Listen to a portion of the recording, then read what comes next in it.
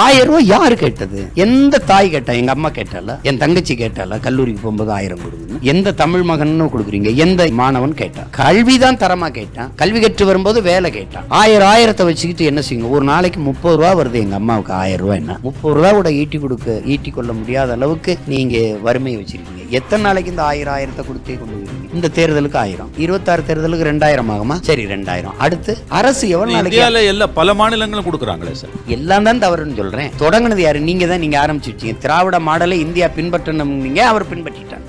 நீங்க ஆரம்பிச்சு விட்டீங்க. திருமங்கலம் ஃபார்முலான்னு நீங்க, அது எல்லா ஊருக்கும் போயிடுச்சு.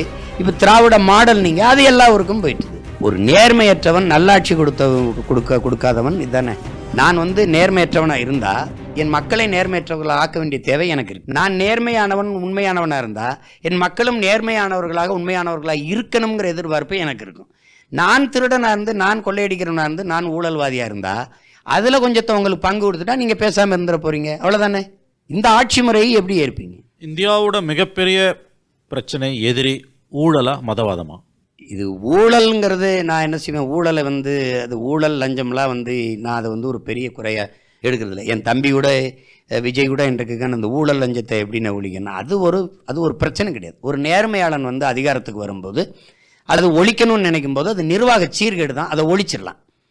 ஆனால் இந்த மதவாதம், இந்த சாதியவாதம் இதெல்லாம் புறையோடி போன நஞ்சா இருக்குது. இது மானுட சமூகத்தினுடைய மிகப்பெரிய எதிரியா இருக்கு. மதவாதத்திற்கு இணையான ஆபத்து தான் சாதியவாதம். நீங்க நம்புறீங்களா? மதத்தின் வேறே சாதி தானே. அதுல ஐயா கூட சொல்றாங்க பாருங்க, பெரியார், மதம் மாறிக்கொள்ளக்கூடியது. மதம் கொடிதா சாதி கொடிதான்னா சாதி தான் மிக கொடிதா இருக்கு. ஒரு இந்து பையன் ஒரு இஸ்லாமிய பெண்ணை திருமணம் செஞ்சு கொள்ள முடியுது. ஆனால் சாதி தான், மதம் மாறிக்கொள்ள முடியுது. நான் இந்துவா இருக்கேன், நாளைக்கு கிறிஸ்துவனா மாறுறேன். நான் இஸ்லாமியரா மாறுறேன். இன்னைக்கு கிறிஸ்துவனா இருக்கேன், நாளைக்கு இந்துவா, ஏதோ மாறிக்கொள்ள முடியுது. ஆனால் சாதி தான் மிக கொடுமையானதா இருக்குது. அது ரெண்டுமே சம அளவு போதை. இந்த போதையெல்லாம் படுத்து வரவங்கன்னா தெளிஞ்சிருது. அது பாடையில் போனாலும் தெரிய மாட்டேது. சுடுகாட்டில் போய் எழுதி வைக்கிறேன், ஆறுமுக கவுண்டர், சின்னசாமி தேவர், சுப்பிரமணிய நாடாரு, அங்கேயும் அது தொங்குது. அது சுடுகாட்டிலையும் தொங்குது. அப்புறம் சாதிக்கு ஒரு சுடுகாடு தனித்தனியாக போயிடுது. போனாலும் நீ சாதியாக தான் போகிறான். அப்படிங்கும்போது அது ரொம்ப கொடிதாக இருக்குது. இப்போ மானுட சமூகத்தின் பெரிய எதிரிகளாக இது ரெண்டு காரணியும் இருக்குது.